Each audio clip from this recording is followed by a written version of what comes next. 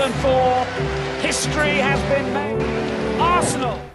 Look what you've done. Look at all the people you've made happy. Does it just mean the most to, obviously you have your own joy, but what you've done for other people must mean an immense amount? That's the biggest joy of all. I think when you see that amount of people that happy in that many countries, you know, and happening that organically after so many years, it was beautiful to watch.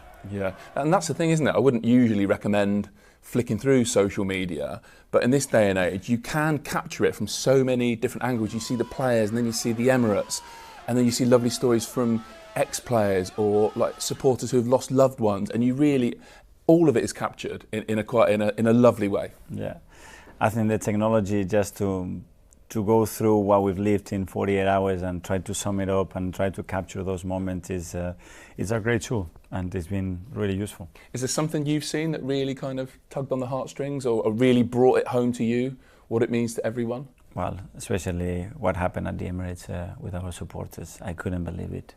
How fast it happened, how organically, and how much energy and relief and joy was involved in that celebration. And I remember talking to you in the past about like how much you enjoy being a manager, almost more than a player, because you have that power. I mean, what other job has that pressure, but in these moments, that sort of privilege, that honour of like you're the guys orchestrated. You've given this to these people. I think when it happens, it's magical, and I think it gives sense to everything that you go through in the process of winning something big for the club. And yeah, I would have done it again, 100%. Talk us through your Tuesday, or certainly the end part of it then, because you weren't here. So after Burnley, Martin comes to me and said, "Boss, I think we should watch the game together, and I think you and the staff should be there with us. That's the way we want to do it." I said, "Yes, if you want to do it that way, let's do it that way. It's your moment." So we trained a bit later. That was planned to start at 7:30. I think 15 minutes before that, I went upstairs in the restaurant. Everything was set up. My energy wasn't right. What do you mean? I don't know. I had a feeling that if they're going to be watching it, they're going to be playing for every ball. And if I'm there, I think it's going to be different. And the style will be different. So I went downstairs and said, "Martin, I'm really sorry. I'm going to go home. I think it's the right thing to do. So if the magic happens, I will see you straight away." So I went home. The game started. I didn't know anything about it. I was driving in the car, half an hour, go home. This is during the game, is it?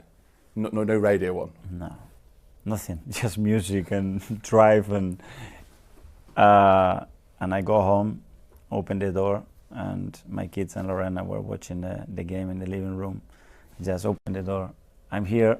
See you after the game." And I close it. I went straight to the garden. I started to build some fire in the chimney, started to get the barbecue ready. I had Gabby and another member of the staff with me. And I think it was the longest hour and a half of my life. And I was hearing things from the living room, from some of the neighbors. So you know the game's live, you know that City aren't 3-0 up or whatever? No, but I could not figure out what was happening. And then suddenly my oldest son opens the door and I see him coming. He's on tears, starts to run towards me. He jumps on me and said, "We are the Premier League winners." And 2 seconds later, my other two boys come in with my wife, start to hug me, and we all started to cry. It was so emotional. What a moment! What a moment! Did you feel like it was perfect? I mean, you'd never have imagined kind of winning the league like that, cooking a barbecue, stood by yourself, but it was the way that I think it had to happen. And if I wanted to be closer to somebody, it was my kids and my wife first. And a minute later, Martin is on the video call, just going through all the players. "Where are you? You have to be here. Where are you? Where are you?" And I said, "Don't worry, guys. Enjoy for a while and see you tonight." So 2 hours later, we went to central London all together, and it was incredible. Can I just ask, since you mentioned, and obviously you were with your boys and you were with your wife, what did it mean to them? Because I guess even the players and the people around the training ground don't really see you vulnerable. I would guess you can't really show that side. So they're obviously the people closest to you. They see another side. So what did it mean to them? I think it's the moment that I realized how much it means to them, and it was their way of saying that we know what this means to you.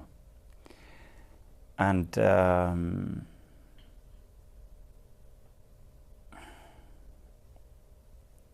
I think especially for my wife, because I think she is the person and the reason why I have kept my composure. I think my self-confidence, I would say my energy at the level that it was required to do what we've done for the last 6.5 years. And she needs to understand that that place is for her, and without her, none of that would have happened, that's for sure. Yeah, because you talked in your press conference about, not 100% being sure, can I lead this club to a major trophy? Is she the person who convinced you that the answer to that was yes? It was part of that sometimes, but as well I'm that demanding with myself that the first instinct is always, maybe I'm not good enough to do this, or I'm not the right person, or what they need. The only thing that they are missing is somebody else with a different message, and they will get over the line. But at the same time, if we're going to do this, we're going to have to show the values that I've been taught since I was little, which is perseverance, which is resilience, to never give up, to understand the reasons why even doing your best you cannot reach maybe a goal because somebody else can be better, has better resources. Learn from the past and mistakes, but especially, I always said it, nobody's got a bigger passion for this game than I do. So when do you have to show it? When the question mark is on. And the joy that I feel now and how proud I am in the manner that we've done it, I think nobody can take that away from me now. And I think so many people in all walks of life will be able to relate to how you're talking about your wife, because having someone who believes in you that much, who loves you that much, that is life, right? That it just means everything. Yes, but sometimes we take that for granted. And in any condition and any circumstance, to have a person that is next to you is the biggest thing that you have in your life. And she's done something that honestly, I think you can apply to anything. Our job can be a roller coaster. It can be a storm, it can be a beautiful day. But you open my door at home and it's every day exactly the same. And there is happiness, there is joy, there is respect, and there is that sense that have you done everything that you could? That's fine. And you draw, you lose, or you win, you won't notice any difference, and that's something incredible to build, I think. Yeah, and I don't imagine you're that easy at home when you've lost Mikel, to be honest. No, but that's why they have to be so understanding sometimes, and it's not fair on them, and it's not fair on what they deserve. But when I looked at them, the first thing that my middle one said, it was, "What do you always say?" I said, "What did I say? I don't know." And he said, "You have to do your best. If you've done everything that you can do and you can control, you have to be in peace." He said, "Daddy, you've done it and you won it." Wow. How was the night out? Incredible. So I go there, almost everybody was there. I started to hug everybody, and the same emotion, when you feel that much joy. It was like these people, they've been hanging and restricting their emotions and feelings for so long. It's like opening that bottle and now everybody's like, "Wow!" And it was great. I mean, and to see the connection between the players and the staff is just, I never seen something like this. The players are incredible. Is it one of them where you almost can't hug someone tight enough, like you're worried that you're crushing them a little bit, you know what I mean? It was, and especially with the players and how they interact with us is different. And as well, in that moment, I just took my hat off and said, and I'm there with them, and making jokes, and they were having jokes with me and banter with me, and it's so good. Yeah, so you laughed along and then went, you're not playing in the final. Anyway, look, we need to race through this season a little bit. You told a lovely story in your press conference about the start of the season. And as you said, because you've come second 3 times in a row, there is that stuff that you can say in a press conference in previous season, like we're building, we're growing. You started this season needing to win the league, essentially. It felt like in the transfer market, you bought players to win now. So how difficult, I mean, that's great, and it gives you obviously had a chance to win the league, you have won the league, but how much, I don't know, how much pressure and expectation was there at the start of this season? A lot. It was different to any other year, I think, because it's building. And I mean, when you've done that, and now you are, after 7 years, not in Champions League, you are Champions League, nobody talks. We're in Champions League, is like granted. You are second, is granted.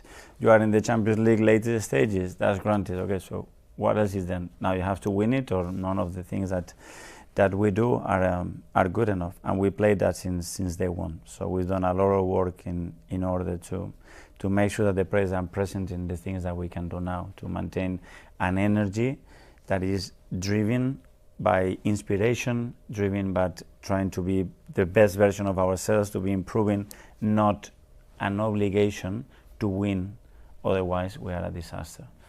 And all the staff and players, they've been great, and being present on the moment till we've done it. There were really important moments. Well, it's certainly to be honest, from a media point of view, it felt like there were a lot of big moments early in the season. Obviously, you went to Liverpool straight away. How big does Gabriel Martinelli's equaliser against Man City feel now?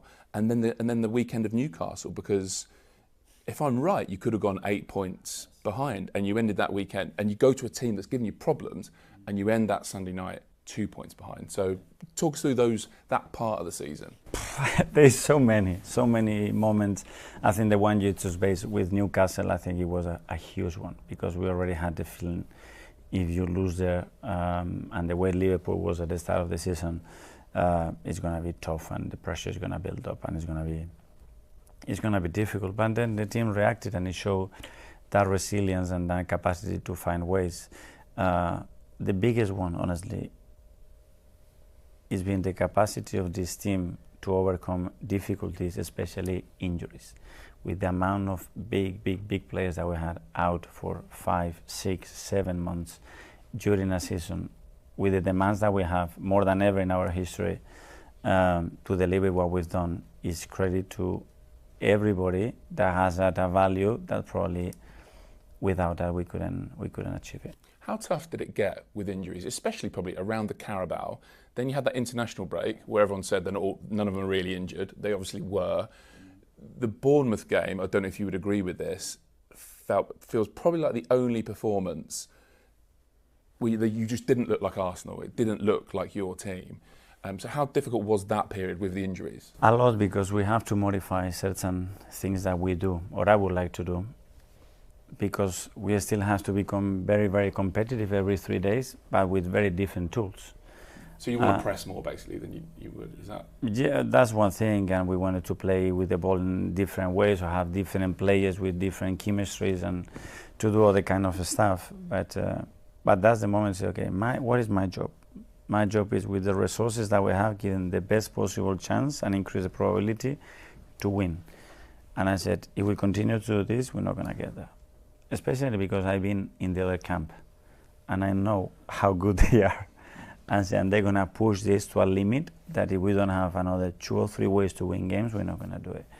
And I think the ability has been there on reinventing yourself to find and give the players tools to win in different contexts.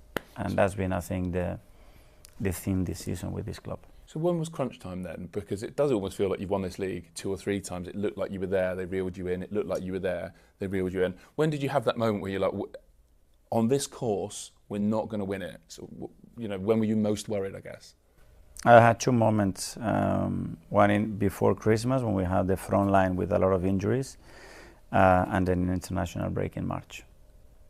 Because I said, with the players that are injured now, they might come back in 2 or 3 weeks, but they're going to be out 5 or 6 weeks, and that is going to pain the way we can perform every 3 days when the most crucial part of the season is.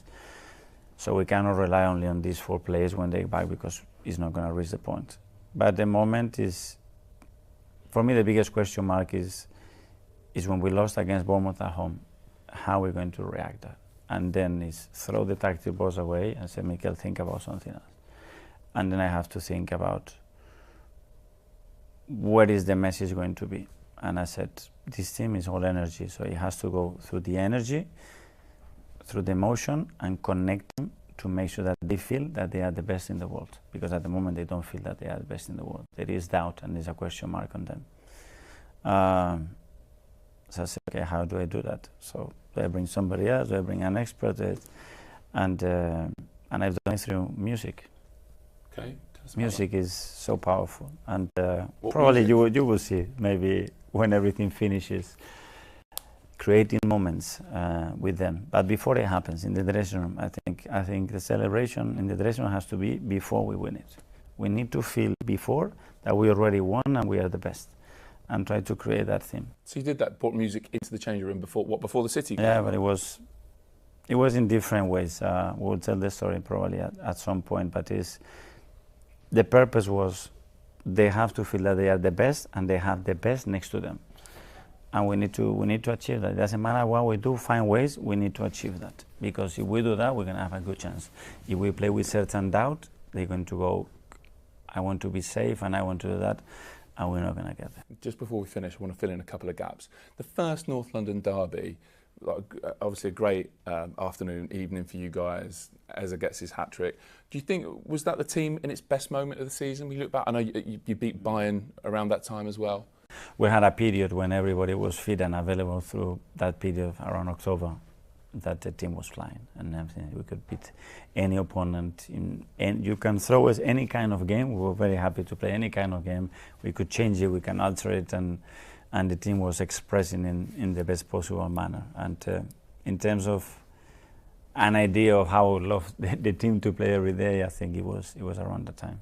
Did we see as well, have we seen with your team, although I think a lot of even opposition managers would say you've won it because you can do a lot of different things very well, but you know that classic thing, like attacks win games, defences win titles. In this key period, that little mini run-in you talked about that starts after the City game, if you include Champions League, you've just conceded that one penalty. I think you don't have to be very smart. I thought, can we score 100 goals today with the resources that we have, the players they've been out, or the manner that we are performing? The answer is no. Can somebody score 35 goals? No. So how are we going to win 40-odd games to achieve what we want? And that's it. What is our biggest strength? This one, okay, we need to be the best at the world at doing this. And the other ones, we're going to have to be very close to be the best in the world, but we are not the best. So only with that, we're not going to do it. And make sure that the boys understand this is our biggest strength. And if we do that, the probability of winning the game is going to be so high. And obviously that moment you shared with your family and then with the players the other night will live with you forever. Will West Ham in the last couple of minutes live with you forever as well? I mean, I wonder how many times Mateus Fernandes bearing down on goal has flashed through your head, and how many times you've heard back after review. That's another thing. But then when I was going back, the titles that I won, there is always moments like this. And when I was at City and we won it 3 times in the last game, it's always been moments like this. And we discussed that many times, guys. It's going to be moments that we're going to need some of you to do something incredible. And it has happened, because it happens. It's a pattern that it happens in every championship winner. And we have that. So that's say from David, or the block from Gavi, or the magic moment that Martin and Leo created against West Ham. I think that's what we need. And when you think back on your journey, do you think about the kid leaving San Sebastian, the young boy leaving Spain, coming to Britain for the first time with Rangers? Do you think about the deadline day when you became a player here? I think what I think is, I think the day that I was given the job here, without managing anybody else before, I think how brave ownership, especially George was, Edu and all the people in the board to make that decision. Then all the support that I had, and I'm not going to name them all, but there's a lot of people in that journey that have been instrumental to achieve what we have done today, and especially the players. And I got so many ex-players that they've been here with us feeling very happy and very part of the journey and their contribution to what we've done. And this is the biggest lesson. At the end, I've learned a lot. I had some incredible experiences throughout that period, and the biggest learning is that this belongs to the players. Mikel Arteta, Premier League champion. Thank you so much. Thank you. Well done.